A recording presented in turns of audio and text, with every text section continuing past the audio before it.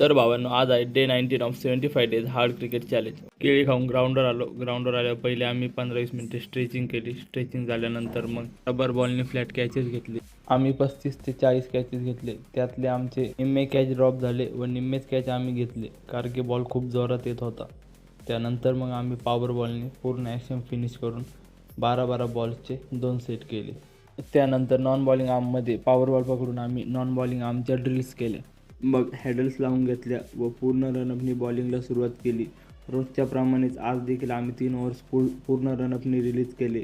त्यानंतर मग आम्ही स्पॉट बॉलिंगला सुरुवात केली. आज आम्ही 5 ओव्हर स्पॉट बॉलिंग केली. त्यातले माझे 6 स्पॉटवर बॉल पडले व आवीचे 9 बॉल स्पॉटवर पडले. मग सगळं उरकून ऑफिसमध्ये येऊन बसलो, पाणी पिलो व कूल डाऊन केलं. कूल डाऊन करून घरी आलो. घरी येऊन भगवद्गीता घेतली. भगवद्गीतेमधून आज मला हे समजले की श्रीमद भागवताप्रमाणे जो परम सत्य ब्रह्म, परमात्मा, पुरुषोत्तम आणि श्री भगवान या 3 विविध स्वरूपांना जाणतो त्याला तत्वविद म्हटले जाते.